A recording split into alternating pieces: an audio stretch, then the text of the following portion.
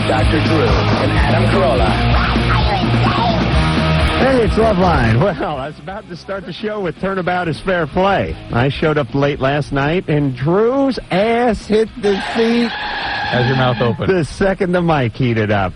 Boy, that ass of yours. It's got quite. It's like you got an hourglass in that ass of yours, Drew. Dr. Drew is a board-certified physician and addiction medicine specialist who doesn't take his nighttime job very seriously. The phone number for Loveline, 1-800-LOVE. 191. Miguel Ferrer is our guest tonight. You can find him in his new series, Late Line. That's that Al Franken series, which is gotten great critical acclaim and has been moved around more than a army family in the last few months. But it is now has a final resting spot, and I don't mean that in a foreboding sort of way. A new home, we like to call it. A new home. March, like a step kid, no one wants. March 16th, Tuesday nights, NBC, 8:30, between Third Rock and Just Shoot Me. And if you screw that slot up, you guys really deserve to be canceled. We just deserve to be shot in the head post-haste. I'm a big fan of Al Franken, and I think this guy's he's sort of the comedian's comedian. I read his last book, and Drew. You read it? Anybody? I'm shocked. Anybody who knows me. It was on tape. Put it Come this on, way. it's on tape. We've had a book out for 6 months I haven't read. Yeah. So, if I read someone else's book, it's... He's got a new one out, too. Oh, yeah. He's quite a prolific guy. I bet he knows how to type and everything. Also, Miguel has himself a play out with Jenna Elfman, and that can be found. Well, you want to give that a plug, too? Sure, why not? It's NC-17 Theater with Jenna Elfman. How can you go wrong? She's listening tonight, so everybody say hi to Jenna. Hi, Jenna. Hi, Jenna. Hey, Jenna. Are you, did you say it was Saturday, Sunday night, or Sunday, Monday? Saturday, Sunday. 2 shows each night. Oh, yeah. That's a bitch. No, it's great. But you do it because you love to do it, right? Yeah, absolutely. There's nobody's making any money. No. In these little theater deals.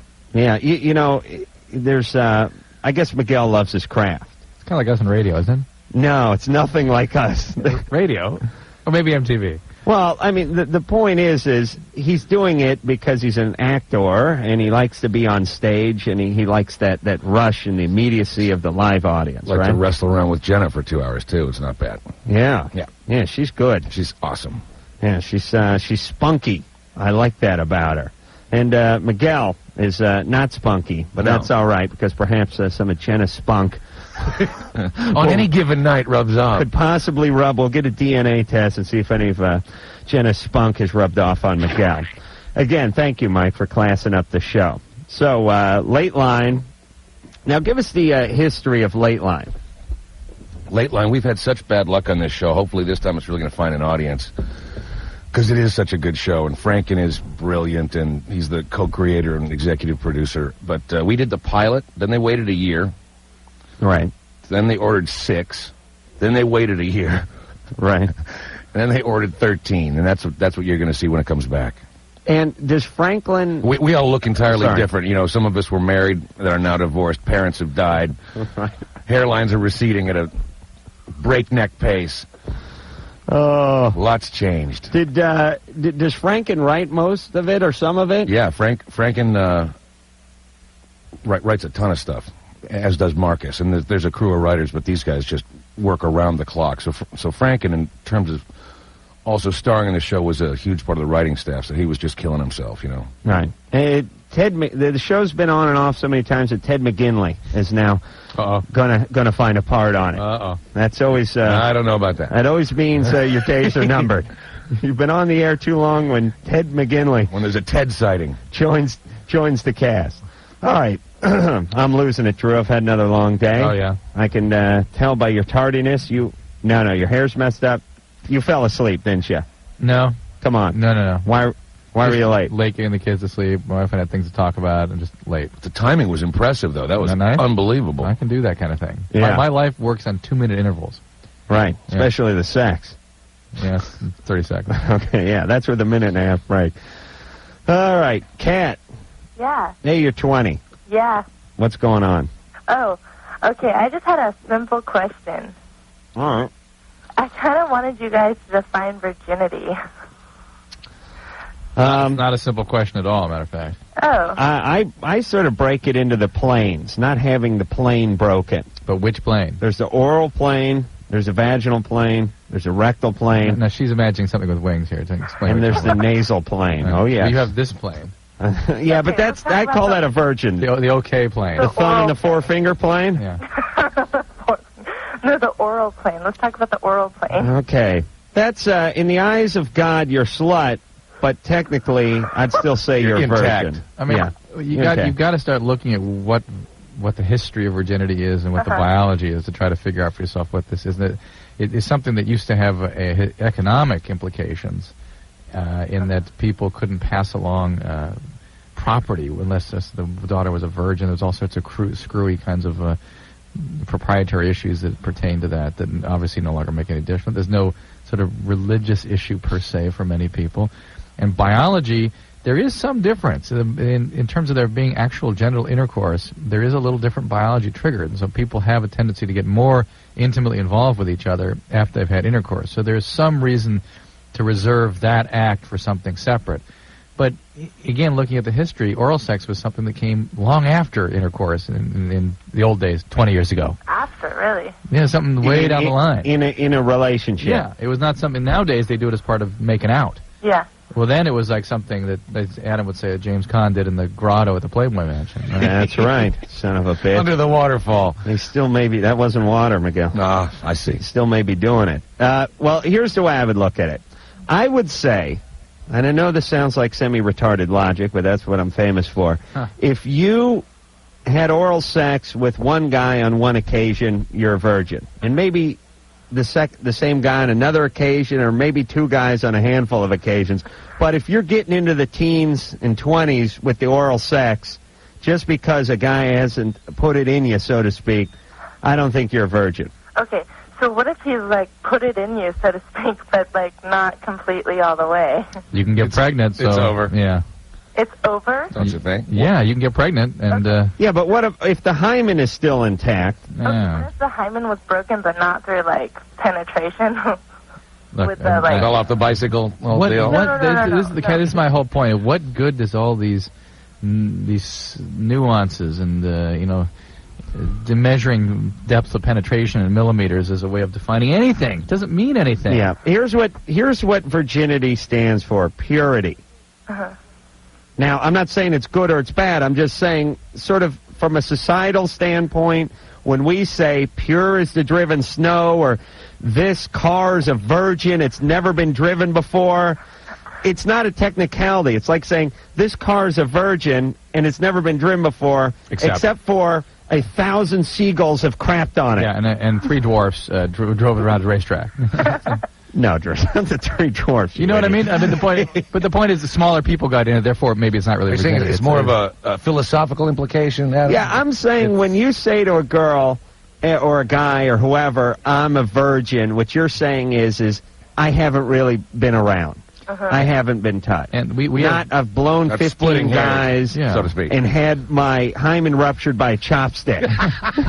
And we have these people that reserve, go ahead and have anal sex, but won't have vaginal penetration because they don't want to be not a virgin. Right. I mean, give me a break. Give me a break. Rationalization. Okay. It's all right. All right, Kat. All right. You're fine though. We like you anyway. Where does she fall in the category? Is my question. She's in the chopstick realm. Yeah. No hymen and performed oral sex a handful of times? The four-finger plane would be the breakage of the hymen. Right. Yeah. Okay. Kat, you're all right, though. Don't worry about it. Yeah, don't get into these... Are you religious? No. No? No. Oh, so what are you worried about?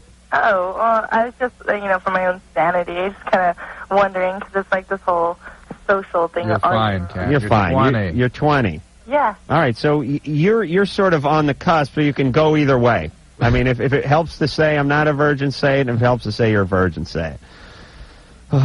Mike. Yeah. You're 16. Yeah. What's going on? Okay, last night I was laying in bed at about 11:30, and all of a sudden my stepmom comes in, and she starts laying on my bed, and me and her, I hate her so bad. We don't get along at all. And all of a sudden, I'm laying down, and she's, like, talking to me, but I'm trying to act like I'm asleep, so I was hoping she was trying to leave. And then all of a sudden, like, she starts putting her hand on my genital area, and, like, I guess they started giving me a hand job, basically. Really? And I didn't know, How long has she been your stepmom? What? How long has she been your stepmom? I've known her, my dad and her have been, like, seeing each other for almost 10 years. But Why do you hate her? They've been married for 4 years. Why do you hate her? We don't get along. She tries to basically play the role of my mom, and me and my mom are, like, really close. And she just, always has to tell me what to do. My dad tells me to do something, and she tells me to do the exact opposite. And if I don't listen to her, she yells at me. Now, what happened last night? Well, I was laying in bed, and we got in this big old fight, like, about 2 hours before this happened. And I was laying in bed trying to go to sleep, and all of a sudden she comes in my room and lays on my bed with me. And I'm, like, acting like I'm asleep. And all of a sudden she starts, like, rubbing me. Like, rubbing my genital region, like, guess because they're trying to give me a hand job or something. Well, now, wait a minute. Should we get specific here and find out exactly what she did? I think we have to. Yeah. What exactly did she do? She was giving me a hand job. That's what she was doing. Not basically. That's what she was doing. Okay. Through the covers, or? Yeah, through the covers. Good. It makes it bigger. Fluffs things up. Yeah. How does one get a hand job through the covers? Was her bare hand on your bare willy? No. No. She was rubbing that area. She was not doing a kneading. I mean, like she was on a potter's wheel trying to make a bong or something. The scene from Ghost. Right. How long did she do that for? About maybe 10 minutes. 10 minutes. 5-10 minutes. Yeah. Guys are great, aren't they? Not when your stepmom's giving it to you. No, I know, but why didn't you say anything? Well, I didn't know what I was thinking. I was like... Did you pretend you were asleep? Right. I was like acting like I was asleep. Did you get an erection? No. This is my stepmom. Is it possible that she thought she was like rubbing your chest or something, being nice? And I'm just trying to... He's a long-waisted boy. No, she wasn't rubbing my chest or anything like that. It's just... And then I don't know if I should tell my dad How did this end? How did it conclude? She just got up and walked away? She just got up and she goes, well, I guess you're asleep or not enjoying it, one of the two, so I'll just leave now. Oh, wow. And she just got up and left. Wow. Yeesh. And I didn't know what to do. I was like, okay. And I was just like... I think you got to tell your dad. It's a good thing he masturbated 5 minutes before she came in. Otherwise there could have been trouble, right, Mike? Basically, yeah. Yeah, Mike, you relieved yourself, didn't you? No comment. Listen, I know exactly how guys work. I'm telling you, if it'd been 3 days, he would have been on top of her. I don't think that, but... All right, but you would have got the erection. Yeah, you women, it's like kryptonite to Superman when we get rid of the sperm. We can no longer be under your spell. It's amazing, the power. Even the stepmom doesn't. Yeah, do anything for guys, you've never seen a guy so mature than right after he's done whacking off. All of a sudden, he becomes he becomes Sir Walter Raleigh. It's great. All right, Mike. This is a disturbed woman, and the one question I have is: was she drunk? Does she drink in general? She drinks a lot. Yeah, because this is definitely a loaded maneuver. Yeah. She's probably the most alcoholic person I know. All right, well, that makes sense. That makes more sense. I don't think, when I was downstairs with her and my dad, she wasn't drinking nothing, and I don't know if she was doing it before I got home. She was doing something. Yeah. I think that's a good bet. And the whole reason you've got no big blowout is probably because she was lit anyway. Yeah. All right, Mike. All right, I'm going to give my, let's not screw, let's not ruffle feathers thing. Really? I just stay away from her? Yeah. Get good grades, get out of the house. She's loaded. I mean, she's out of control. I understand you guys have your differences, and but I think you're going to cause more trouble by pulling this thing out and airing it. I really do. I just say, if she does it again, definitely lay the law down. But if not, go to school, go to baseball practice, get some grades, and try to go off to college. Stay away from her. And just sort of steer clear. Dad will figure out what he's got in his hands eventually. And you could work this with Dad in terms of couch it in her drinking. You know what I mean? I think she's drinking, and I think she's a little out of control, and she's engaging some behavior, blah, blah, blah. But don't go right for the hand job. I think you got to tell Dad. But really? Yeah. Oh, that's going to be hellish. And realize, when we say tell Dad, we picture a guy reading For the pipe. reading like Dickinson. Yeah. I wonder if Dad has a couple beverages in the evening, too, Yes. you know, because that's a recipe for bad news. That's the usual comment. We picture, like, you know, the chair Alistair Cook would sit in Masterpiece Theater. Smoking jacket. Yeah, smoking jacket and an ascot with a dog at his knee. No, that ain't what's... picture this. A lot of ass crack, wife beater, a T-shirt with a beer stain on the front. Dad leaned over an El Camino that's up on blocks out in the driveway, turning around with a cigarette hanging out of his mouth and a big slob of grease across his forehead. And that's more the guy you're going to find when you lay this news down. Yeah. Part of the steel toe boot exposed. You know what I'm saying? Yeah. A little rust on it. Josh. Yeah. You're 21. That's right. Hey, I love your guys' show. I've been trying to get on there for a couple years just to try to do this guy's problem, see if you can help me out with it. Oh, really? You know, it'd be the faster way. Just get yourself a TV show. Hey, or release an album. We'll bring you on as a guest, and then you can ask your problem. well, I'll work on that. All right. But I used to measure my penis a lot, like in high school. And after I graduated, I got a job where I had to be there really early in the morning. And I needed, like, a lot of caffeine. So I started drinking, like, a lot of Mountain Dew, maybe like 7 or 8 of those 20-ounce bottles a day. And then I noticed, like a decrease in size of almost about 2 inches. 2 inches? And Did you gain a bunch of weight? What's that? Did you gain a bunch of weight? No. As far as my body goes, I'm exactly the same. Has anything else changed in terms of your... Not that I can think of. You don't exercise less or work out less? No. I got a theory. I mean, there are ways to, let me just say, there are ways to raise and lower testosterone levels. You can do it in theory in a second, but men will change based on their circulating levels of testosterone, at least a little bit. Well, 2 inches sounds like an awful yellow lot. 5 could cause that. No, I don't think so. 2 inches, that's a dick and a half for me. Yeah. Exactly. Yeah. Well, listen. Freaked me out. My theory is you know, these yardsticks have a standard side and a metric side. Maybe you had the thing flipped over or something. Is there some confusion? Did you mark it, and is it the same one used in high school? I don't know. The sticks, they get a little messy, and you got to throw them away and buy a new ruler. I don't know. Sure, you jam them that far into your abdomen, they're going to get a little messy. That's right. That's what I do. I actually have the back of the ruler poking out of my ass before I take my final measurement. Yeah, even if I do that... 19 inches, not bad. If I open the window, I think we get up to like 22. Healthy. Even if I try that, it doesn't get me back up to where I used to be. All right, listen, Josh, there's no way your penis shrunk 2 inches. Well, you can't say that no I way. can say that. It's not likely, but again, if anything, I would think has to do with your level of testosterone. Go exercise more. What's your personal best, Josh? Oh, yeah, that's a good question. Josh, what were you in high school? About 8 1/4 when I was a freshman. Yeah. And now? 6. Oh. Yeah. I get the feeling it was always 6. You know what I mean? I know what you're saying, though. I mean, it seems a little unusual. 8 1/4 as a freshman? What's that? 14-year-old 8 1/4. Yeah. Yeah. 8 1/4 at 14 and a half? Yeah, maybe sophomore. I just remember it was early in high school. Oh, listen, I wouldn't have worn pants to school if I was 8 1/4 at 15 years old. Oh, wait a minute. Do you smoke much pot? No, I do now, but I mean, I didn't then. Well, that's what shrinks it. Josh, that's well known to do that. But I mean, it is not. Josh, listen to me. Until after I noticed this. Well, if you want to reverse, stop smoking the pot. Oh, true. Stop it. It profoundly suppresses Just testosterone like levels. I can tell you for sure the testes shrink. Like an old black woman sitting on a porch with that kind of talk.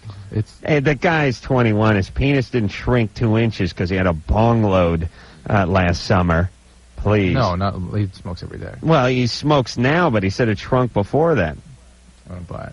I know, Drew, but you don't buy his penis shrinking 2 inches because he smoked pot either. No. All right. The point is it didn't shrink 2 inches. It was never 8 1/4. It was probably 5, and now it's grown to 6. That's the way I would look at it. Colin. Yeah.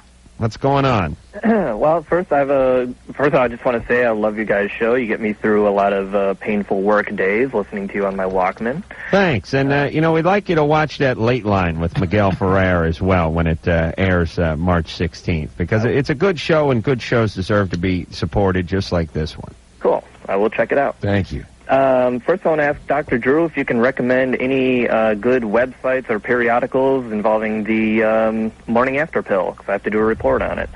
I believe the Prevens people have their own website, but you can certainly call the 1-888 not too late. Which is their sort of phone number access. There's also number 188 next time masturbate, I think. That you could phone as well. Okay. Why do you have... Thanks, Mike. Always a day late and a dollar short with that hi-hat. Why do you have to do a report on this? Well, I'm choosing to do a report on it for a sociology class. That's good. So, and from listening to your show a lot, just become one of those things that I'm starting to believe in. The Prevens? I want to... My goal is to have the Prevens purchased or issued with every condom purchased. Yeah, I agree. I mean, it's ridiculous. This should be part of the condom purchase. My goal is to have a six-pack given away with each condom. All right. Also, my girlfriend will kill me if I don't do my Adam Carolla imitation while I'm on the phone here. Oh, really? So if you'll indulge me. All right. Do you want to take a call? Yeah. Yeah, I'll tell you. All right. Hold on there, Colin. I'll tell you what we'll do. Don't slide into it yet. Drew will get a headache. Explode. All right, Miguel Ferrer is here from Late Line. We're going to take ourselves a little break, and then when we come back, we'll have Colin do his best impersonation of moi, and we'll do all that after this. Loveline with Adam Carolla and Dr. Drew. Phone number's 1-800-LOVE-1.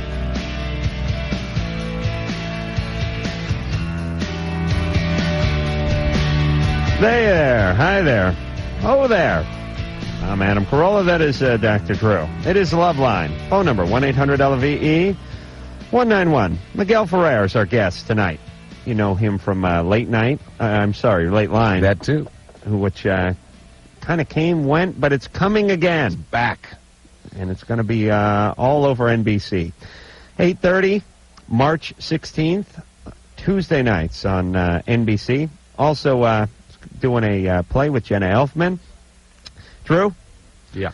Did you know that Miguel is... Nope. I'm sorry. Is the son of Jose Ferrer and Rosemary Clooney? I read it right here.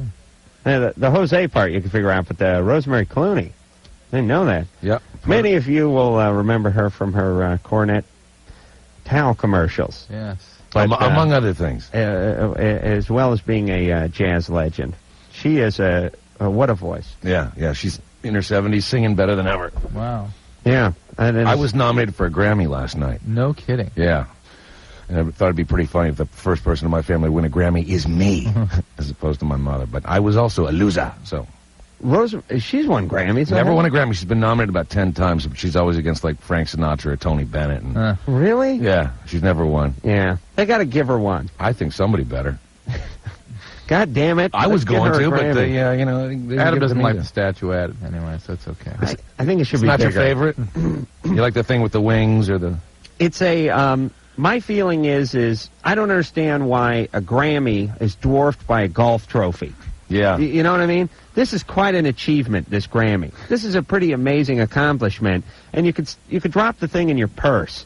It's too small. Oscar's got a little size to it. Hey, Oscar, you could hurt somebody with that. Put it in their ass or whack them over the head with it. Don't you think drunken nights after the Oscars they got creative with that little statuette many times? Knowing the industry, I'd say yeah. Aren't you pretty sure? As a matter of fact, I was told originally the Oscar design was the guy holding his arms out going sort of, oh well, but after that got lodged in Busby Berkeley's ass in 1947. A little-known Fatty Arbuckle deal. they streamlined it. You didn't know that? I had a inkling. Okay. Where the hell were we? On 6. Oh, yeah, we're going to talk to Colin. All right, so Colin? Yeah, now I'm really nervous. You do an Adam impersonation. Yeah. All right, and we think we'd like to hear you impersonate me with a caller. All right. So, how about you give him some advice? All right? All right. All right, so you want to talk to Robert? Yeah. How do I get Robert up? Do I just push... whoa. Oh, Robert is up. Yeah. Okay. Hello, gentlemen. Robert. Yes. What's going on? Just getting ready to get out of work. Where do you work? Pardon? Where do you work? Security. I'm getting ready to go home. Yeah. All right, what's your question? After I'm single, never been married. I wondered if masturbation declines after a man gets married. No. No. Keep it up. Keep up the good work. Yeah. Right on. How often do you do it? No, Colin, what are you good for? Probably 3 times a week, I guess. You know, I kind of date now and then. It just depends if it's a good week or not. Colin? Yeah, Come on, Colin. Hold on a second. I suck at this. Hold on. No, you're doing good. You're going. Drew, don't you normally talk during the calls? Well, give him a chance to talk a little bit. Give him a chance. Okay, give him a chance to talk, but if there's an hour and 45 minutes of silence, go ahead and cut in, Adam, you idiot. It's a masturbation call. Usually I have to say 2 words during a masturbation call. Here's the deal. They're yours. Okay, but listen to me. We are supposed to duplicate one of our calls. So don't just sit there That's the point. and watch. No, I'm saying Usually jump a in. masturbation call, I just say it's okay, don't worry.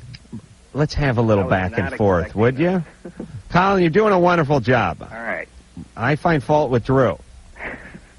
Drew, if you count to 10 and you don't hear anything, say something, would you? That's my radio rule for you. That's fair enough. Okay, write that down, would you? All right, let's bring Robert back up. Yes, sir.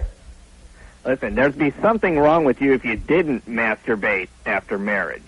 All right? Okay. All right. So, Does that go with women also, you guys? Sometimes. Is your relationship okay? Is mine? Yeah. I'm not in a steady one. I just date. But you're not married. you're not no. married.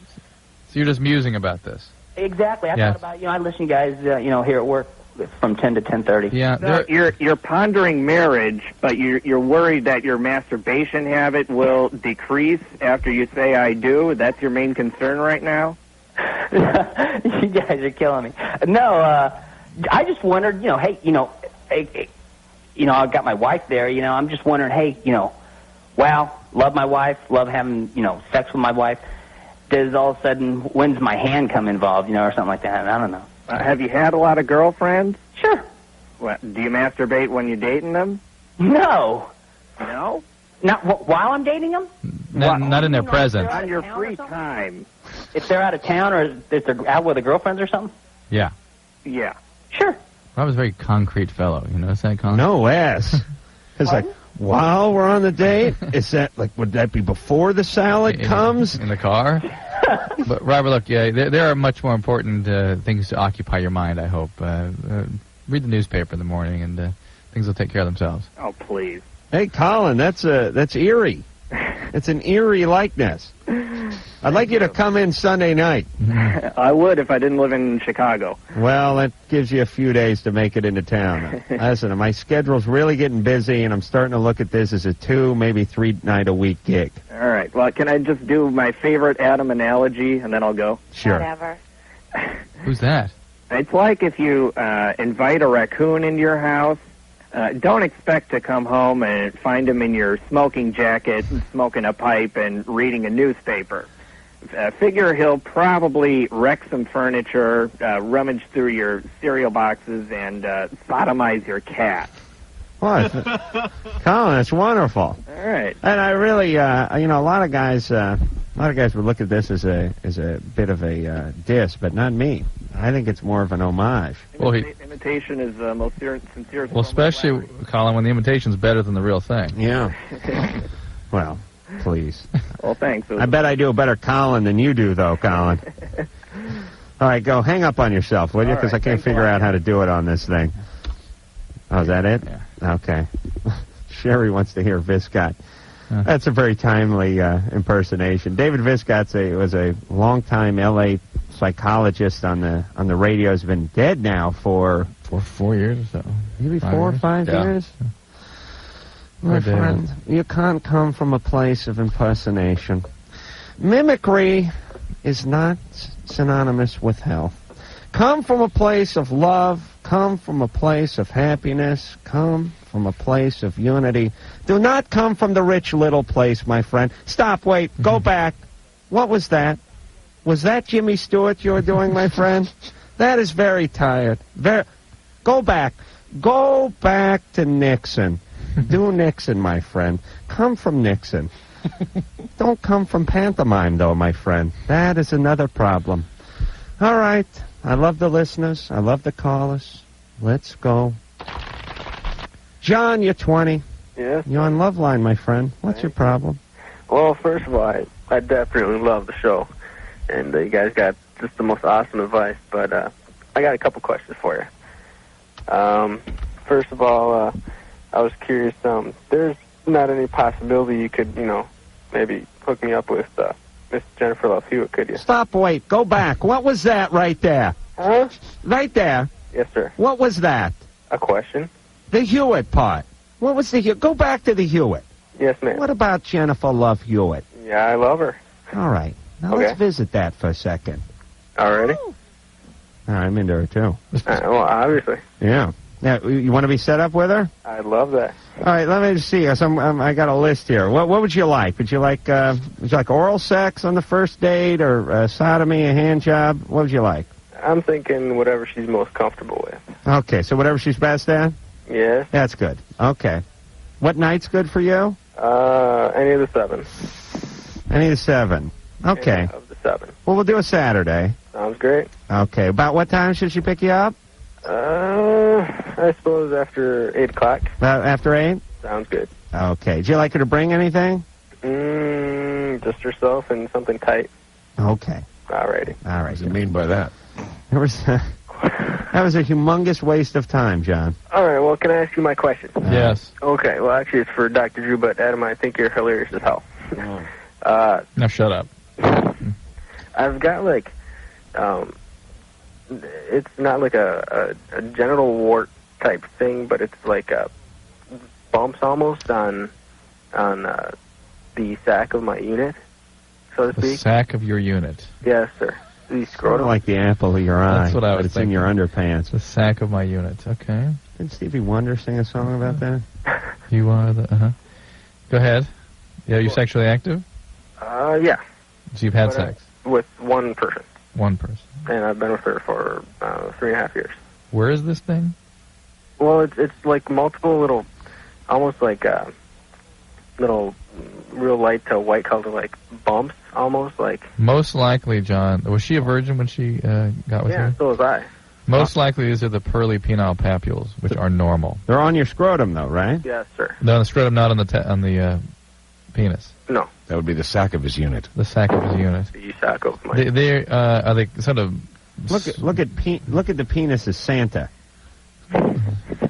I see. He's carrying a sack. Right. I got it. Right. He's more dragging it, actually.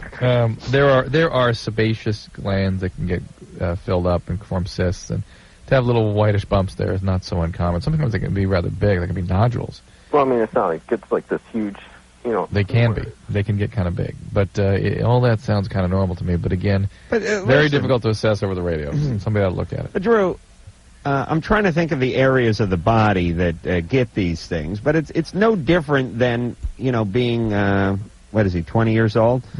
Places on your face or places on your back. Mm-hmm. I mean, it doesn't look like a zit, but there's pores. Yeah. The pores get filled, and they get a little pus in them, and you kind of got to run your fingernail over them every once in a while. That's probably not what John is describing, but yes, those occur too. It's skin. It's just skin. Yeah. Specialized skin, but skin. Let me tell you something about God and His planning, though. The part about the zit distribution and blackhead distribution. Yeah. Face, back, and nuts. Wouldn't be my first 3. It just wouldn't. I might start with ankle, instep. Ankle, yeah. Ankle, maybe shin. Yeah. Perhaps, even outer thigh or something. But the face. You know what I mean? You see some poor son of a bitch, 19-year-old kid. His face looks like ground hamburger, and he doesn't have a zit anywhere else on his body. Yeah. Of course, that is the only part of his body that's not exposed when he's walking in the mall. That just ain't right, is it? Yeah. What is that? What kind of thinking is that? Then the zit you get on your back. It's like Copernicus took some sort of a navigational instrument and worked it out so that you couldn't get either hand to it. You can't go backside on it and go down the neck. You can't come up from underneath and grab it. So you got to hire a monkey to pop it. That's the only way you could pop that zit. What is that about? Drew, how do really fat guys get to the zits on their back? And they reach? Let's discuss these wonderful topics during the break, shall we? You know, like a really big guy? I know. Let's talk about it during the break. How would he get that? We'll talk. Okay. Miguel Ferrer's here. We're going to figure out how the fat guys get to the mid-back area to pop things.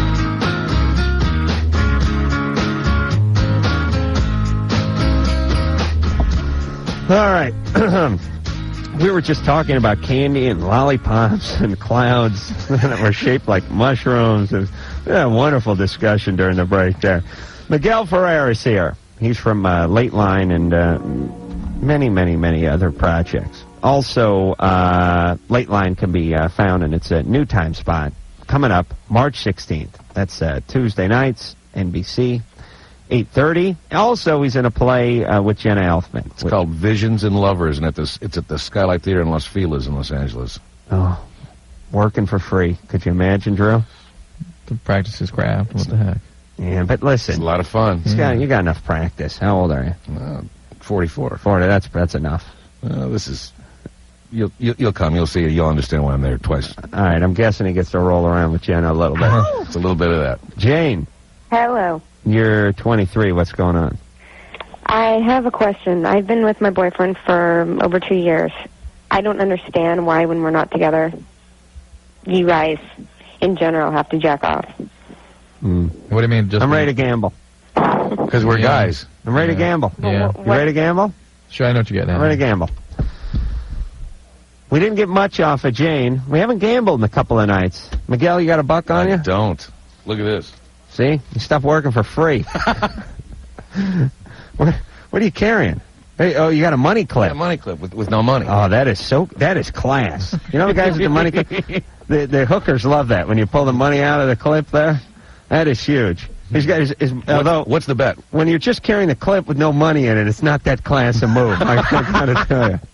It's a little less impressive. Have time to stop at the cash machine. Drew, you cheap ass, would you pull out $1 for Miguel, for Christ's sake? Look at me. Thanks, Drew. I don't have any money here. Drew's pretty tight. Really. Drew usually puts a rat trap in his back pocket to remind himself not to go for his wallet. It's called negative conditioning. He forgot to reset it tonight. All right, now here's what we're doing. And it may be a little premature here, but I got a little voice off of Jane, and I got a little anger off of Jane, and we don't have to go for any wholesale abuse or anything like that. It's not just anger, it's a hostility. Thank you. We like to gamble on the calls. We like to hear just a little bit and a piece of a call, and then we like to piece it together. Lay a little wager. That's right. And what we gamble on is their past. What kind of environment did they come from? Parents together, dad an alcoholic, parents divorced, physical abuse, sexual abuse, whatever. And usually we base it on a little more information, but I just got a sort of hostile vibe off of Jane. And keep in mind that Jane also fits the description of the people that give us a hard time when it comes to trying to soak them for information. Right. The hostile type. Nothing. Yeah. Okay, a little heroin abuse. Yeah. But nothing other than heroin. Yeah. Right? And it's sort of, this is on the heels of a call last night when the woman was telling us how she had blue balls and guys don't. Remember that whole call? With right. Carrera? And we were like, every time we have a woman that's so hostile towards men, there's always something there. Well, we didn't talk to her much, but it was just the tone. So I'm going to go first. Right. What do you think? Yeah. Okay. I'm going to go with something with Dad. Dad a bad guy. Abuse. Sexual. Physical. Dad was a philanderer. Okay. Dad screwed around on Mom, and then maybe abandoned family. Right. But Dad did some screwing around on Mom. I like that because, it's the whole... She thinks she's being cheated on when the guy's... Right, masturbating. Spanking the monkey. All right, but that's mine. Yeah. So get one you like that you I came like up that with. one. Well, it's not even my dollar. So. Come all up right, with go ahead. All right, let Drew do one. Drew do one. Dad, although we might be able to get this wrong, but Dad, real passive, domineering Mom. Domineering Mom. Ooh, interesting. Nice. Oh. Nice. Nice. I rarely say that when I don't fart, All right, go ahead, Miguel. I like yours, Adam. Yeah, but you can't have it. Can't have it? No. Can't split the pot? You know what you can go with? I'll give you some options. Okay, help me. Smart money sometimes is everything's fine. because she won't admit to anything, and everything's good. But I think you'll get it out of her. Yeah, you could so go. there is something going. Okay, how about this? Alcoholism. How about this? She's divorced. Let me go with that. Ooh. How old is she? How old is she? She's 23. That's a little early, isn't it? Experienced infidelity by boyfriends. Let me go with that one. Yeah, but we're aiming for the past here. Why would you pick boyfriends that are so untrustworthy? Right. Where that pattern come from? Okay. Well, listen, I'm this close to signing you one. All right, I'll go with divorce, even though she's 23. Oh, her divorce. Where's she from? You're going with she's divorced. West Virginia by any chance. Well, we'll find out. Jane, where are you from? Irvine. Irvine. No. Same place. Well, Actually, I'm a loser, but that's you guys are pretty funny. Are you divorced? Totally off, all of you.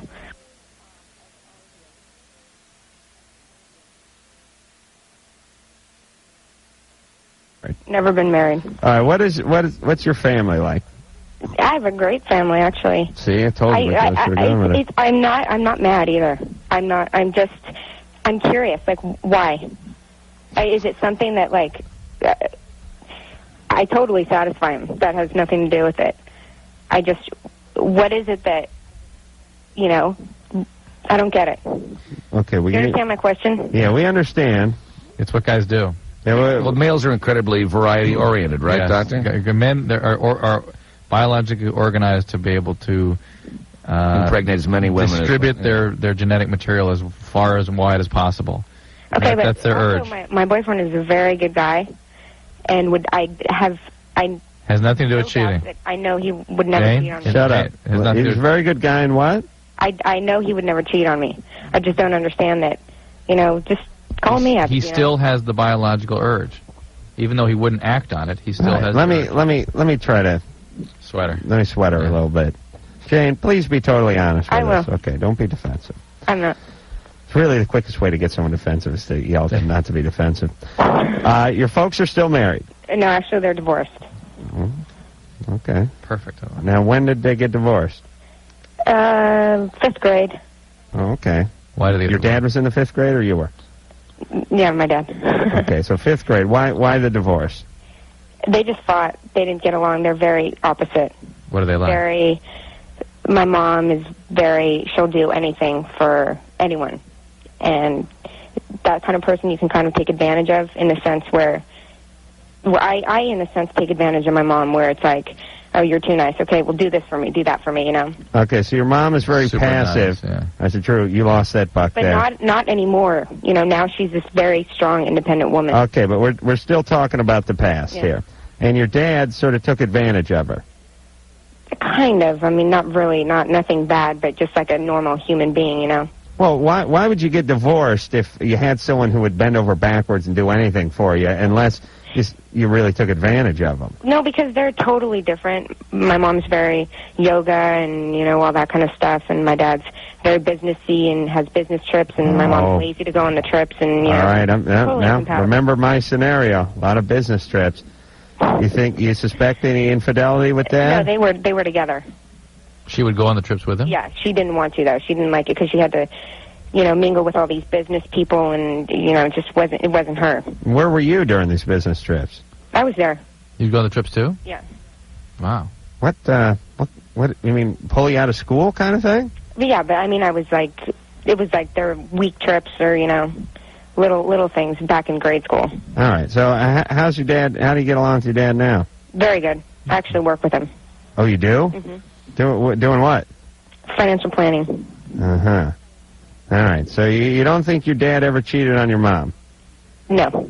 Okay, but they did get divorced when you were in the 5th grade. Yeah.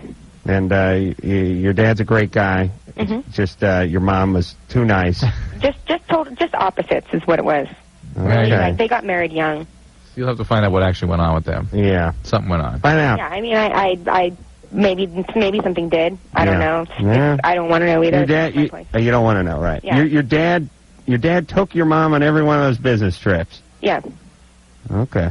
All right. So he never cheated, as far as you know. The only thing that you guys could get out of that is maybe when you're younger, growing up, when someone's married, they stay married forever. That's the only thing that I lost, but from that, Yeah. Right. Okay. All right, so don't worry about it then. Guys, whack off. That's it. That's what they do always. Okay? Okay. Jane, that's what. Miguel's doing it right now. There's not enough. There's not enough education given to women about how their brains actually work. Yeah. Women are not taught that. They're taught they should behave like men, and yet they're taught that by people who aren't men. Right. And really don't understand what that means, and don't give them any education on what men actually, how their brains actually work, how pathetic we really are. Right. All right. Well, no one really won the bet there. It's a push. I know they screwed around. I know he's out on one of those trips without her. You were getting close. Yeah. Dad's pushing Mom around. So do you buy that, Jane? No. I put her on hold. All right. Listen, we're going to take ourselves a break. I'm going to argue with Drew and Miguel about other stuff, and we'll be back.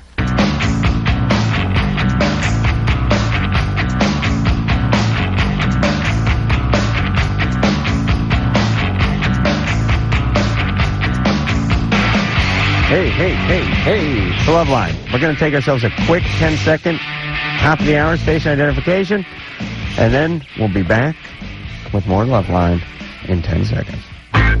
This is Loveline on Radio Station. Illegal broadcasters. 92.1 KFMA, Green Valley, Tucson. It is Loveline. I'm Adam Carolla. That is Dr. Drew. Phone number 1-800-LOVE-191. Miguel Ferrer is our guest tonight. Late Line is the name of his show. It's the Al Franken Show. March 16th. That's a Tuesday night. NBC 8:30 is the slot in which it will reappear and become a tremendous success. Also, you can find him doing a play with Jenna Elfman and... what's the name of that theater again? It's the Skylight Theater. The Skylight Theater. 99 seater? Yeah, it's a little one. It's great. You know, you get to go see people like Jenna in a tiny little room right up close. Yeah. She's a big movie star. You can't do that every No. Yeah, you really, day of the week. You're really pawing distance at that point. You are. Spitting distance.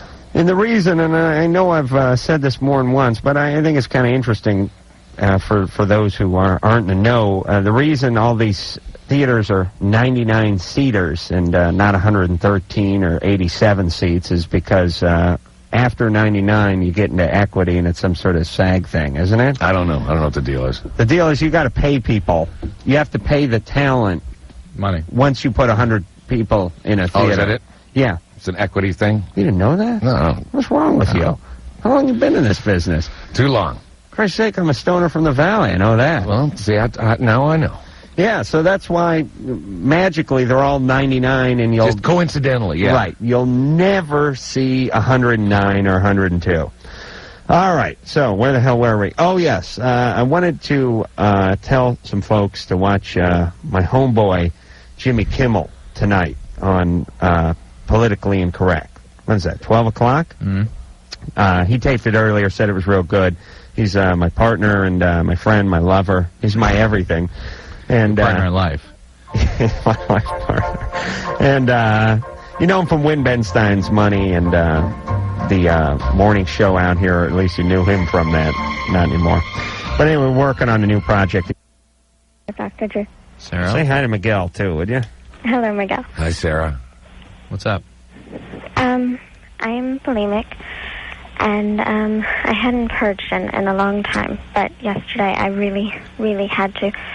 And I was having difficulties putting my finger down my throat. It wasn't working, and we didn't have any Ipecac. So I took some antibiotic. We had a bottle of this really viscous, disgusting antibiotic, and I kind of coated the back of my tongue with it to make myself vomit. And it worked, but I was worried about any effect that might have. It sounds okay. What's the problem? What antibiotic? Well, you're a doctor, so you don't find any fault with anyone. What antibiotic did you use? Ceftin. Which one? Ceftin. Ceftin. What's Ceftin? Ceftin is what's called a second-generation cephalosporin. It's real good for bronchitis and sinusitis, and it's a penicillin relative. Why does it make you vomit? Tastes terrible. It was just, it was in powder form, and I mixed it with water, and... So you took the pediatric version? Yeah. Oh, that's nice. Oh, really? Yeah. Listen, next time you want to vomit, just walk into the Westwood One bathroom here. I think Mike did some damage during the last commercial, and it was Someone did some damage in there. I don't know if you caught that or not, Mike. No, it has not been there a couple of days, you son of a bitch. The point is somebody did some handiwork in there, and then they sprayed a little of that cinnamon spray. So it's like someone took a dump on a cinnamon stick, you know? It's like... It's always more distracting to have it almost smell good when it's so bad, you know? I'd prefer them just not dress it up. But somehow you sound sort of delighted by it. No. You're proud of someone. No, it was not good, and I had to take a whiz, and I'm always worried when I'm in there taking a whiz and someone else mucked the place up that I'm going to walk out and there's going to be some supermodel waiting to get in there and that. All right, so let's get back to Sarah's very real problem. The Ipecac is something how much designed to make you throw up, right? How much Cefna did you take? Oh, I just dipped my finger in it and just used it on the back of my tongue. I see. Okay. And you keep saying we. Is that you and a girlfriend of yours? What? No. I. No, you. I didn't hear we. Listen, I swear to God, I may be going insane, but you're going we. Well, you said we were out of Ipecac. Well, maybe mean the family. I mean the family. And then we had this. It was like this we stuff. I'm sorry. All right, so just you alone. Yeah. And now, did you eat a whole bunch of stuff before you did it? Is that what you do? Yes. What'd you eat? I don't even remember. Really? I don't. It was just... Sarah, the binging and purging, as you well know, is much more dangerous to you than the exposure to a little bit of antibiotic. I know. Okay. Did your mom make you take ballet lessons when you were a kid? I was a ballerina for 6 years, and then I was a gymnast before. Never fails. It never fails. And people think, and Drew, jump in if you find fault in this statement, people think that the sport is what causes it. No. But it's really the mom who pushed them into the sport is what caused it. And that whole culture, yeah. What's weird is that my mother didn't actually push me into it. I asked to take ballet lessons because my sister was taking them. Okay, well, your mom pushed your sister into it, and then probably. you followed. But you got a pushy mom, right? Well, I don't know. She started calling me her best friend when I was 8 years old. She started telling me things that about my father and my sister.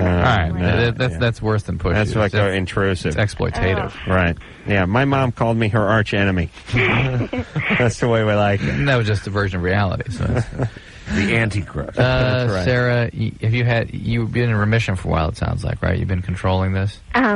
No, for a while I didn't purge. I exercised. Exercised? And I was kind of on a binge starve cycle for a while. Have you had treatment for this? Gone to OA, anything like that? No. How much do you weigh? 104. Somewhere around a 30% fatality rate from this disease, Sarah. Okay? How tall are you? I'm 5 feet. All right, it's important you get this treated. It doesn't go away. You got that? Yeah. It doesn't go away. It's very dangerous. Does anyone know? I recently told my best friend, and she was really weird about it. She yelled at me about how sick and pathetic it was, and then she apologized and hugged me and cried. But it's nice that you pick exploitative friends just like your mom. Well, wait a minute. She yelled at her, and then she apologized and she cried. She told me that she was just shocked and worried, and she was trying to get me help. Okay. Did she try to get you help? She handed me a list of phone numbers, but I never called any of them. And Sarah ate the list. And you should see it again. Oh, please, Drew, don't be cruel. Listen, Sarah, listen. You understand. You got to call somebody. You got to do something. Please, would you please? I did. It took me a few weeks, but I convinced my mom to call a psychiatrist. Oh, good. Okay. So you're being seen now? I have an appointment for next week. All right. Tell them everything. This can be treated, okay? At the first appointment.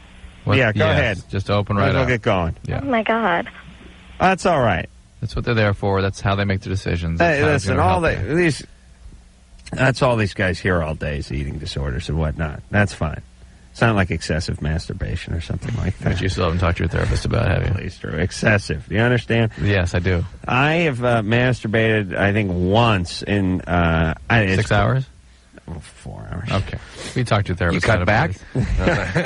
No, seriously, I swear to God, I have a 1 in the last 3 days. It's like 3 in the last 2.5 week period or something. Something insane. Really, I could murder somebody, and no court in the land would convict me. Somehow I think you think that by talking about it publicly, it sort of exonerates the behavior, and you don't have to talk about any sort of real relationship. What behavior? Like once every 4 days? You understand, Drew? Yeah, I'm at an all-time low. That's the point. I'm in a slump. You hear me? I know you'll compensate in due time. Yeah, I'll make up for it. Oh, yes. Yeah, I'll be like one of these guys who's crawled through the desert and then hits the buffet at Caesars. That ain't horseradish, honey. But it does have a zest to it. Kyle. Hello? Hey there. You're 13. Uh-huh. What's going on, you little cracker, you? Youngin'? Yeah, my brother's been going out with this girl for about a year and a half, almost 2 years or so. And it's been going on, like, around when it hit the 1 year point. She started, like, taking him over and just kind of, he hasn't, like, probably spent, like, maybe 1 hour, he's probably spent 1 hour with our family in 1 week. How old is he? He's 17. That's yeah. age appropriate. Yeah. Yeah, it must be Yeah. painful, but that's what 17-year-olds do. I know, and I was thinking of that. I knew that was going to happen.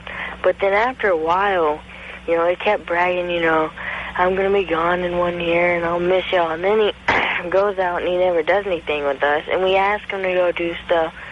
But then he just totally goes away and he goes towards. But the thing is that he goes to her family and not ours. It's not like he's going out with his friends. He's going out with her family. Hey, Kyle. Mm-hmm. So do you miss him? I guess, but we never, like, had a big brother relationship. Oh, well, what do you care then?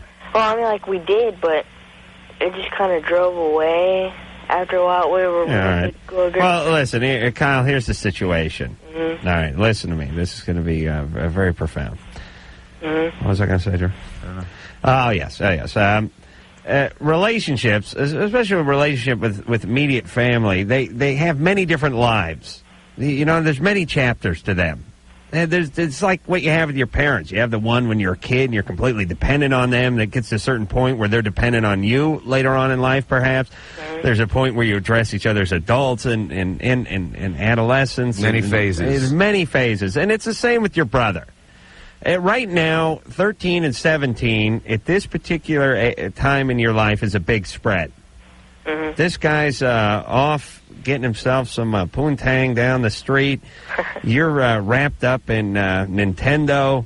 It is a completely different time. He's experimenting with grown-up stuff and starting to separate, and that's exactly what should happen, right? Right, it is, and it doesn't mean he should, be rude or cruel or necessarily distance himself from the family, but it's nothing intentional. This is sort of nature taking its course. You know, you watch those nature films, and they show the wolf. You know, there's always some flute playing in the background, and wolf gets a little older, and he leaves the den, and panpipe or something. Yeah, he always comes back at some point. You know. So this is the phase that you guys are in right now, just like you were in a phase when he was 9 and you were 5 at some point many years ago. You know what I mean? And then later on, you guys will be adults or contemporaries, and it won't make a difference.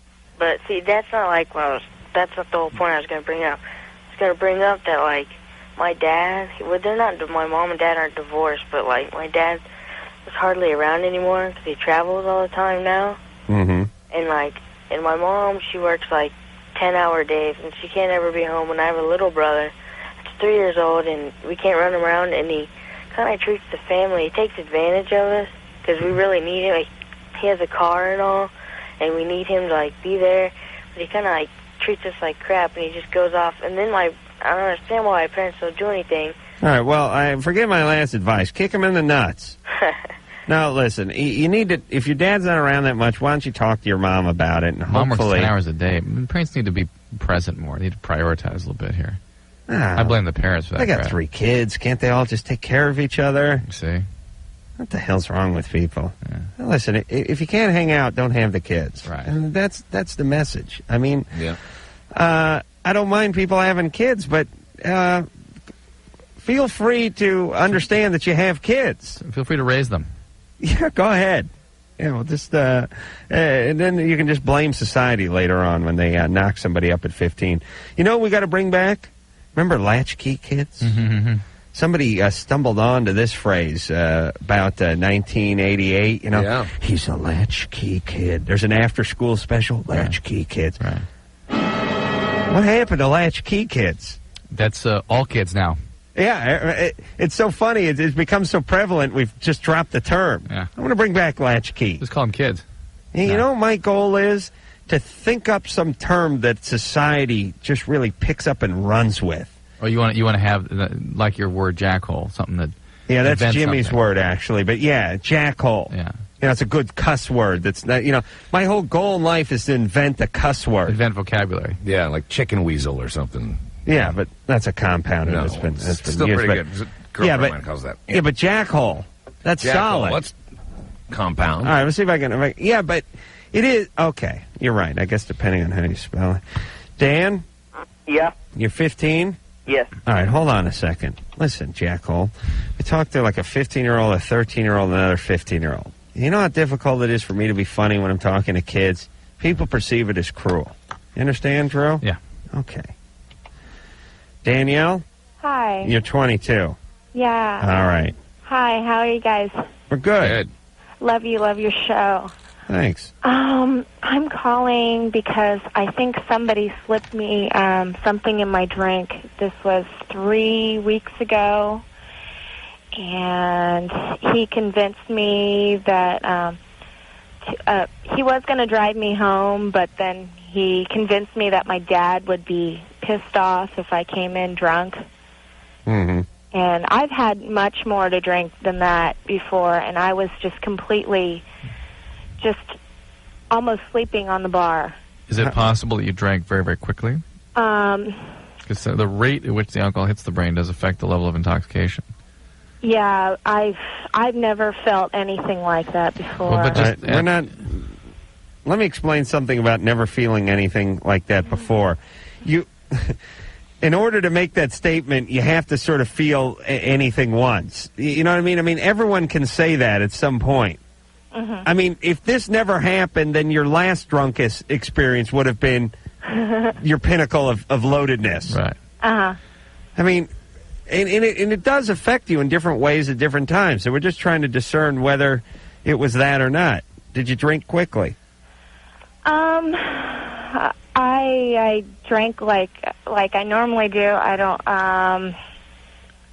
I suppose I could have that night. I don't remember it very clearly. What were you drinking? Jack and Coke. And did you have a few of them? I had 2.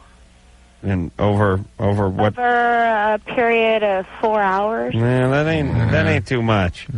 How much you weigh? Huh? How much you weigh? 130. And were they real strong drinks or just regular drinks? Well, see, the thing is, the bartender that drove me home was the one that was making the drinks. Mm-hmm. And he convinced me that he would just take me back to his house. Right. All right, so it's possible something's up here. How long were you sort of out of it? I don't remember how long I was. I remember hearing sounds. I was like almost sleeping on the bar, and I remember I couldn't even walk going out the door. Do you have any antibiotics or anything like that? No. Okay, so he took you to his place and he had sex with you? Yes, and I don't even remember inviting anything. How do you know he had sex with you? I remember that. Oh, you do? Yes. In California, that would be rape already, just by virtue of him having sex with you when you're that intoxicated. But see, the thing is, he himself was sober. He does not drink at all. Doesn't matter. You were. Yeah. What kind of argument is that? Yeah. That makes it worse for him. Yeah, that's what I'm thinking. Right. All right. So that's rape. And also he I don't know, whatever that was, consensual or not, he decided that he wanted anal sex, and I said no. And went for it anyway? yes. All right, hold on. Well, that's flat out rape. Yeah, please. Listen. It's interesting. Here's a point I wanted to bring up. a lot of these rape calls that you hear about either on this show or on the news or whatever, they involve sodomy, too. Yeah. And I always think to myself, geez, that's pushing it a little bit, isn't it? I mean, you're already raping. You can't be satisfied with rape. You got to go for the ass. Yeah. And by the way, seems like one of the tallest orders in the world to get somebody when somebody's willing to give that up. Yeah, most guys they beg their girlfriend for a month. They can't give it to them in the ass. Yeah. You know, this is rape. I mean, it seems tough, but I always argue that the guys that are into sodomy are not into it because it's so pleasurable. It's the degradation factor. Yes. It's degradation and it's aggressive. Yeah. Yes. And so it would make sense that the rape guys are also the guys who want that. Yeah. Who want that. That feeling. And that's why that seems to go along with it all the time. Yep.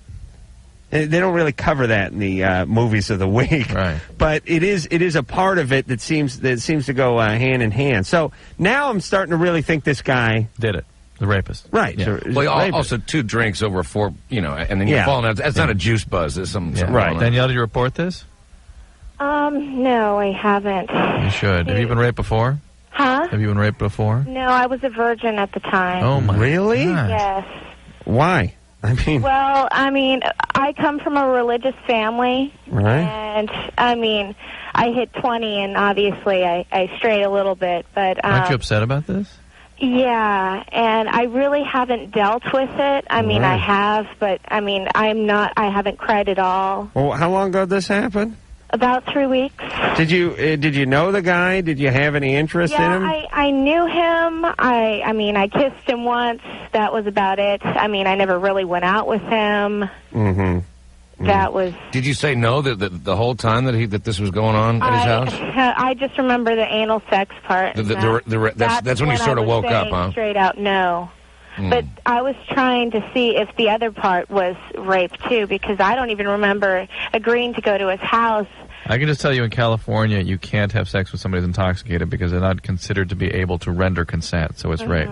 Right. So it's all rape. It's all bad. Yeah, this is a whole mess. And you really are going to need some help with this, Danielle. You're going to start having some emotional reaction as time goes along. And I don't want this to manifest itself in my children either. No, don't worry about that. You're going to be okay. You sound all right, but the point is this guy's he's an animal. He really is. He's a jackal. He's a jackal. Thank you. And believe me, this guy's got an M.O. And he has carried this out more than once. And here's the important part. You got to start building a history and a rap sheet on these guys. Because he's probably done this to 10 different women, and if none of them came forward, then he would just keep doing it. And if you come forward, I'll bet you're going to find out that this guy was accused of doing this before to somebody else. Which is what we were talking about earlier, that history of guys. Right. So it's important that you talk to somebody and do something about it. Yeah, it's not just about you. Okay. No, unfortunately, it isn't. It's got to do with the next chick who bellies up to the bar. It'll help you break any potential cycle of victimization that you're setting yourself up for. Right. And do get with some peers who've been through this, rape counseling groups, women's organizations, where you can sit and share your feelings and really get in touch with what's going on underneath your detached feelings at this point. Okay, thanks. All right. All right, thanks, you. Daniel. Good luck. Bye. Oh, boy. It's also interesting, though, that people do predict that your emotional state going into a traumatic event determines post-traumatic stress disturbances and other emotional reactions to the stress. As Danielle sounded, she really was kind of okay. I mean, she was not having a lot of that. She will have some reactions if she doesn't take care of it. You're saying, because she wasn't kicking and screaming going into it, it didn't register. No. What I'm saying is that You're because not? she's well put together emotionally, she's not like having nightmares and completally out of it. Oh, you're saying going into it. Yeah. I thought you meant at the actual time. No. But don't you think that makes a difference, too? The fact that she doesn't remember it? Well, I mean, the fact, it's like... how you're feeling before the event? Well, it's the difference between, someone operating on you with anesthetic and one where you're just staring at the scalpel the whole time. There's got to be something to that, and there also has to be something to the fact that there's a difference between being dragged kicking and screaming somewhere and sort of being comatose and dragged to it, too. A friend of mine had a patient, a friend of mine, a psychiatrist, had a patient who was that, they paralyze you during many surgeries, particularly like heart surgeries and things. They paralyzed and put him on the breathing machine, didn't put him to sleep. No way. Yes. No, so he could effing feel the way. whole thing, Couldn't or was feel just it, but he was aware of it. awake for the Oh whole my! thing. And couldn't move because he was paralyzed. Couldn't notify. Couldn't say. Oh my God! Really? Imagine that. That's why I got a hat that says "Ether, please," that I wear whenever I go in a hospital, even if it's to visit. Me, Halothane. Jesus Christ, this guy will never be right again. Needed that one. Oh my God!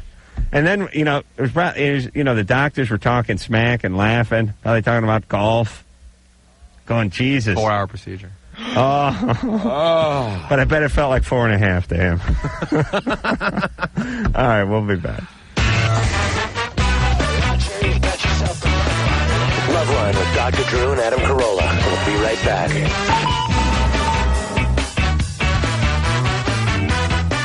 KFMA.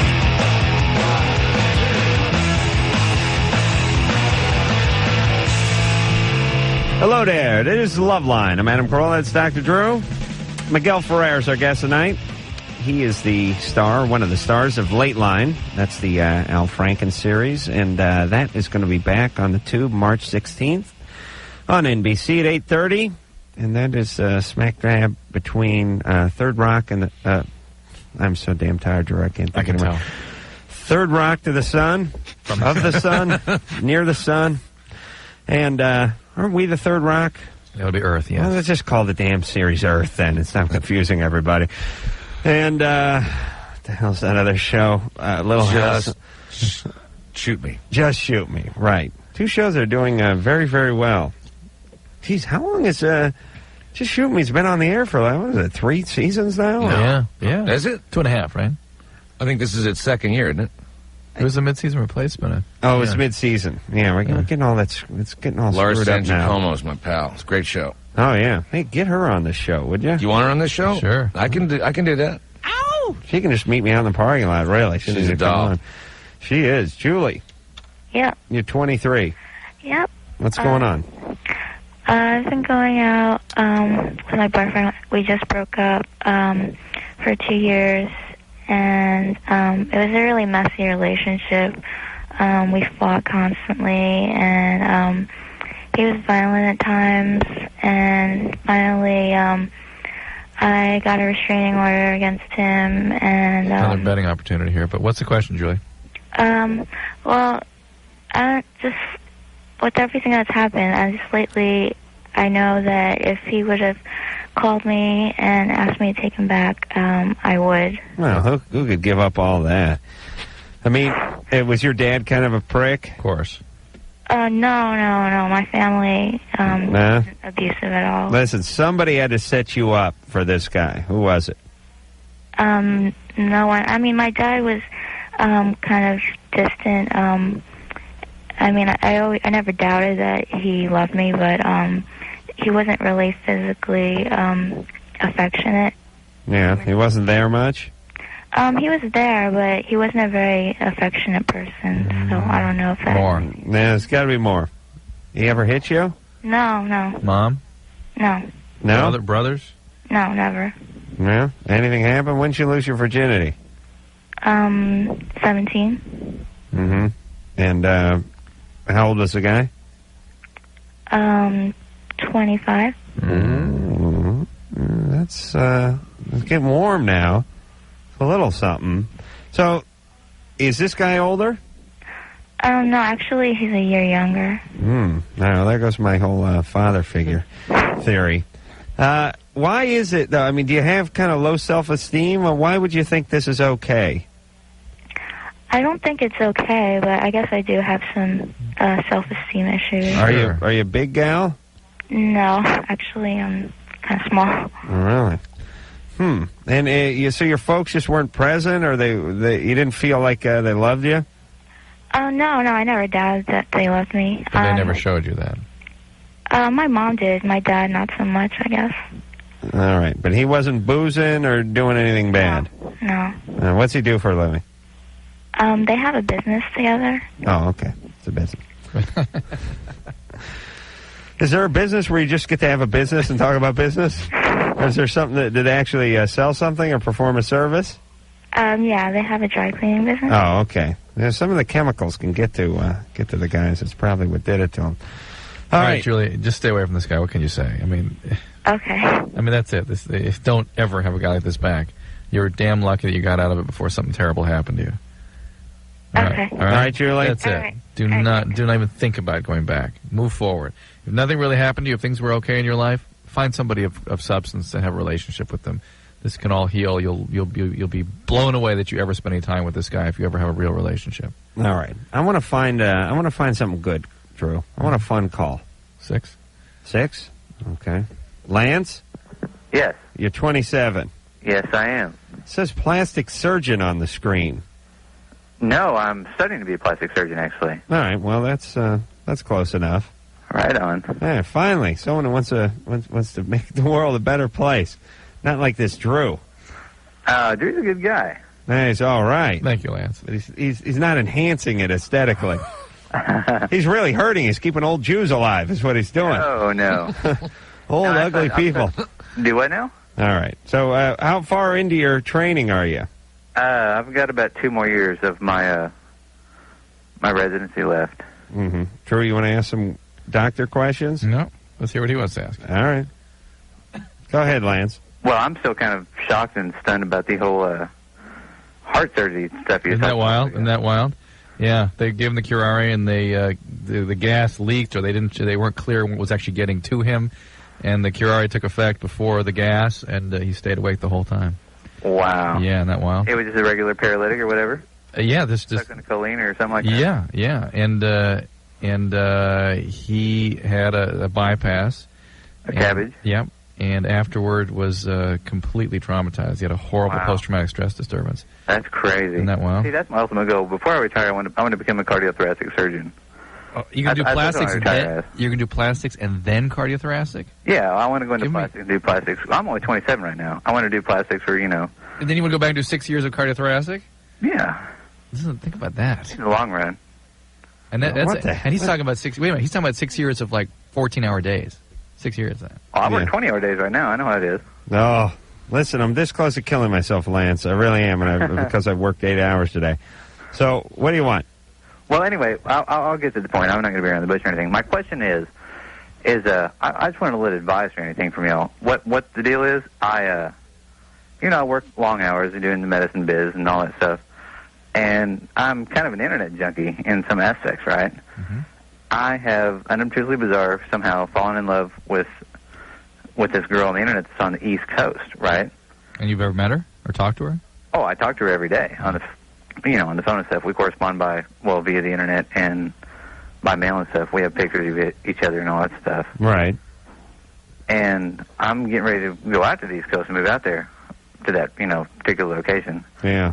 But I was just wondering, is it like a healthy thing or whatever? I mean, she's a professional too. She's a corporate accountant and stuff like that. Well, it can be. I mean, in Lance's case, maybe we'll make an exception because he's so wrapped up in his training and in his work, and he's working these 20-hour shifts that. Well, Adam, I don't do that every day. I just do it, maybe 3 days a week. I do that. Hey, listen, jackass, I'm trying to defend you. Oh, right. Quiet down. Jeez, these guys don't know when they're being defended. What I'm saying is he may not have time to make the social scene. You know what I mean? But it also this is his outlet. Yeah, but that shows him how much he does need an outlet of a connection with a person, that he would just gravitate to the internet as the most available outlet. But so what? He found it, and he found somebody, and there's a real relationship there. Our only caveat to you is just make sure it's a real relationship and it's not based on the fantasy you established across the internet.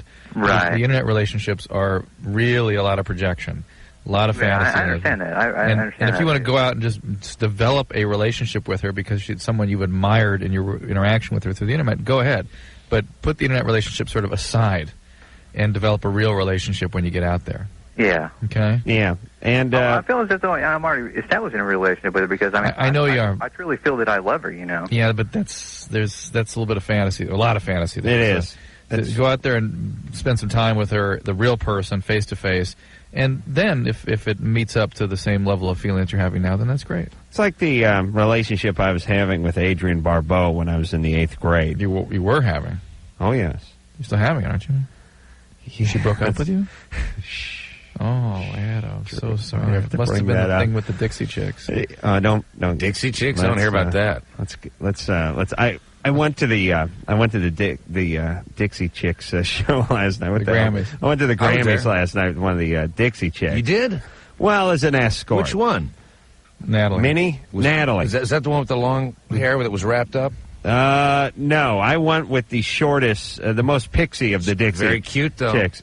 Yeah, they're all good looking. Very cute. But my girlfriend was not pleased at all that I was escorting one of the Dixie Chicks. And, Imagine the temerity of his girlfriend. Imagine her. My wife lets me date. Yeah, you see that? You know, come on. Should shack up with Miguel. That's not true at all. All right. The point is she asked me. I've never met her before in my life. Just as an escort to go with her to the function, I thought it'd be a good time and make some good, radio fodder. So I went along. I had a great conversation with my girlfriend about it today, which was, don't you ever plan on doing that again. And I thought to myself, as she was telling me this, oh, for Christ's sake, you think I got balls? I told her this. You think I got balls big enough to bring that up again? Next time I'm just going to do it. I'm not going to say anything. No, I didn't say that, but I was thinking to myself, after all the ass I've been through in the last week with this debacle, do you think I'm nuts enough to even bring that one up again? Now, I'm not sure if she was just talking about the Dixie Chicks or are there other bands I could go to. Sheryl Crow, she would have been okay, I think. Oh, Did you see her? Would have been all right with that. Wasn't that the best? Yeah, that Shania Twain looked good, How about that stomach on Sheryl Crow? She It's is like an 8-pack. She is a piece of ass, baby. and she's got that mouth that makes your penis look small, but it's all right. Oh, yeah, she is hot. Yeah. All right, we're going to let Miguel run along because he's got an early shoot tomorrow, and we understand he's a busy man. He has appointments. He stayed for an hour and 40 minutes. It was great. That ain't bad. March 16th, Tuesday night, Late Line. NBC 8:30. Please go out and support this show. It is a good show, and it deserves y'all support. I think I just made one word out of three there.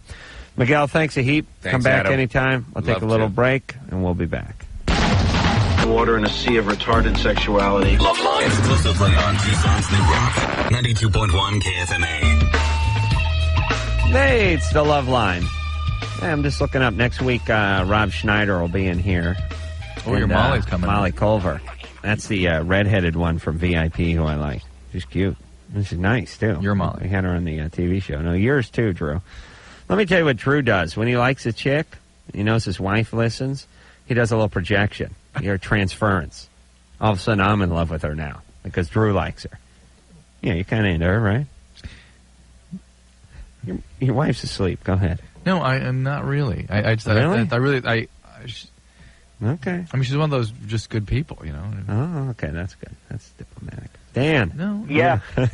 Mike, quit making lewd gestures at us, will you, please? Mike's plunging the toilet over there. Just doing the one-hand plunge. What's going on there, Dan? I was wondering the effects of LSD on bipolar disorder. It's a help, isn't it, Drew? Yeah, it's not a help. Dan, if you have bipolar illness, you're well aware that your brain chemistry is very delicate, right? Yeah. It can really set you off. You can get profound depressions and manias or hypomanias. And lots of things can set you off, right? Not enough sleep, not eating right. God knows a profound pharmacologic agent like LSD can really set you off. And it can kindle or further increase the probability of some real serious mood swings that might be worse than you ever would have had without the LSD. And listen, all you goofballs that are on medication currently, you're off the list of potential drug users. You forfeited your right to experiment with drugs. You're already on a drug. I mean, I feel badly for you that you don't get that rush of experimenting with drugs in high school or whatever. But the deal is don't screw with it. You know what I mean? To me, it's like guys who get the liver transplant and keep on drinking. Yeah. Don't F around. Yeah. You have problems. There's certain things you can't do. It's been stabilized by the drug. Don't moon God. Yep. All right. Eric. Yeah. You're 18. 28. Oh, yeah. Nope, not a big deal. Listen, I'm comatose tonight. Go ahead. Okay, just wanted to say that I think the anal thing is really not just a power thing. For some guys, it's just a turn on. Right, but why is it a turn on? I don't know. Why do you like breath? That's a fetish for him. That's a fetish. That's different. That's healthy. Right, Drew? I just wanted to say that, it's not always just a command thing. I don't think it's something anybody should do all the time because obviously things aren't going to work right back there, but occasionally it's something fun to do. Right. Fun to do. No, listen, I understand that, and just because you like the third input does not make you a homicidal rapist or anything like that, but it's really sort of connected to dominating and power and feelings, those sorts of feelings. Aggression. I think there's some submission there, yeah, definitely. Yeah. Right, that's what we're saying. Yeah, and I don't condone it for everybody. Obviously, it's something that, believe me, I've been dating somebody for a long time, and it took a long time to get to that stage. But sure. And it's like a 1 or 2 times a year thing. It's not like oh boy, it's once a week. So. Right. All right. Well, you wore her down. Yeah. Hey, anything else? Oh, I just wanted to know if Drew ever inhaled. Inhaled pot? Yeah. Yeah. Yeah, I you did tried pot, right? College. Yeah, listen, for some reason, if you do stuff in college, it's fine. Yeah, I killed a drifter. I was in college. Oh, okay. All right. That's fine. Raped. You raped? What, was that between 18 and 22? Yeah, I was in college. The marijuana... I swear to God, I'm going to enroll in college just so I can... When I was 19, I ate about 4 boiled peyote buttons and stayed up all night but felt no effect. I didn't do that. You were in college at the time, though, But marijuana did not do much for me. And that's why when I hear talking about how wonderful the effect is, I think, oh, that's different. That is a different effect than what I experienced. Yeah, you're too uptight, Drew. Uptight guys can't handle the weed.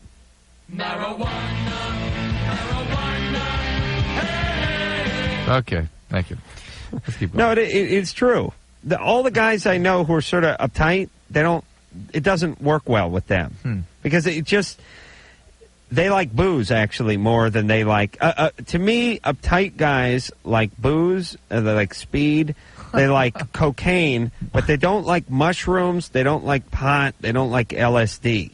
The lack of control. Yeah, they like stuff that makes them feel sort of a little more grandiose, a little more in control, and a little more in power. Yeah. And they do not like that feeling of feeling sort of out of it and out of control. That's what I've noticed. Yeah, I can see and that. it doesn't. And the ironic thing is the people that should smoke pot don't smoke pot, and the ones that shouldn't smoke pot are smoking all the weed. The question, I guess, the question is what you're noticing is the uptightness some biological thing, or is it a psychological thing? Yeah, I don't know. Like you know, someone like Kennedy. XMTV's Kennedy. She should smoke some pot once in a while, but she couldn't handle it. No, it wouldn't work with her personality. Yeah. Right, but believe me, if she ate a brownie once in a while, the world would be a better place. Have you talked to her recently? No. Hello? Jennifer. Yeah, hi. She liked my quote I gave her for her new book, though, which was, I love this book. I've only read 2 other books, but I loved it anyway. I love this one most. I love this one. I think it was my favorite. This is my favorite book, even though I haven't read any other books. Go ahead, Jennifer.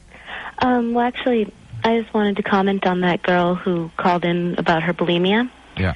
And I just wanted to say, God, it was a long time ago, it feels like now. I was bulimic, and I had to go to counseling, but I just wanted to let her know that if she does go to counseling, it will get better, and there will still be times when she just feel the urge, but, with a lot of counseling and support from your friends and some minor support from your family. Did your mom force you into ballet at a young age? Actually, she didn't force me. I wanted to do it, but once I wanted to quit, she wouldn't let you. There was a lot of screaming involved. Yeah, a lot of intrigue. Yeah, let me tell you something about forcing to do it and the way people perceive that. Right. Kids can easily be coaxed into doing anything when they're 5 or 6 and a half. Yep. I mean, you don't really want to and not want to do stuff, really. I mean, sure, there are extremes, but if somebody paints an enticing picture, you'll go along and do anything. Right. You'll start ice skating, you'll start horseback riding, you'll start ballet, you'll start tumbling class. Whatever it is, you'll pretty much do. Yep. Well, she tried to get me to do ice skating, but once I fell on my head, that was it. Oh, ice skating. Ice skating is a weird world. I hate ice skating. But my mom was just a very, very pushy woman. Yes, intrusive, exploitative. And I was in Girl Scouts well past when I should have been because she was like the treasurer for our troop, and what would she do if I got it? Oh man, well that's all right. That's right. I also wanted to let that girl know once she moves out of the house, a lot of things get better. Sure. So I'm in college now, and like my relationship with my mom is still strained, but it's a lot better. I can now have a civil conversation with her on the phone. What's your dad do during this period? Well, when things would get, he'd work a lot. Like I love him to death. He's a great guy, but he was at work a lot. But when he was at home and things were getting too intense, that was when we'd go out and get some ice cream or something. Yeah. Or just go and have a father-daughter thing. Listen, I don't want you to hate your dad too, but. Hey, listen, I don't understand this. One parent's an angel, and the other one's the devil. My other dad, he has my other dad. My dad has his, bad side, but compared to my mom, he is an angel. What I mean is if I got married and had kids, and I thought for a second my wife was sort of screwing up the kids, I would look at it as priority number one to rectify that situation. Not, all right, she's screwing with them, but my pager's going off. I'm going to work. You know what I mean? And I really think that makes you responsible. Maybe not as responsible, but to some degree, certainly accountable, right? Yeah, I agree. Bro, I'm saying this to you, brother. You're not picking up on this at all? I agree with you. I set up that whole call. Oh, really? Yeah. Is it an intervention of sorts for me? Yeah, that was outside. Sherry. That was a chick who works at Westwood One calling from the bathroom. Drew, that whole... You understand? Gotcha. Okay. That was Miguel calling from the car. All right, we'll take a little break, and when we come back, I'm going to power through some calls. All right. Call 1-800-LOVE-1.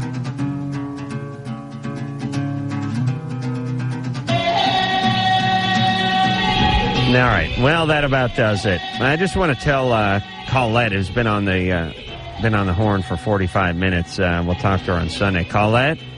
Hello? Yeah. We can't talk to you tonight, Sweet Pea. You can't? No, baby. I have such an awesome call you're going to love. I know. That's what's going to keep me going until Sunday. All right. We're going to call you back. You'll call me back. On Sunday. Hold on. And? Okay. I might call you Saturday if I get drunk. That's fabulous. All right. Hang on a second. Too many chefs boiling the broth.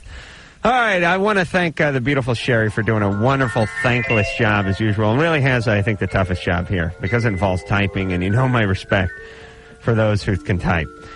Also, the Angular One, producer Ann, who is really earning her title, the Angular One. This woman, honey, that's enough with the diet. You're going to blow away. The hair gets bigger, the ass gets smaller.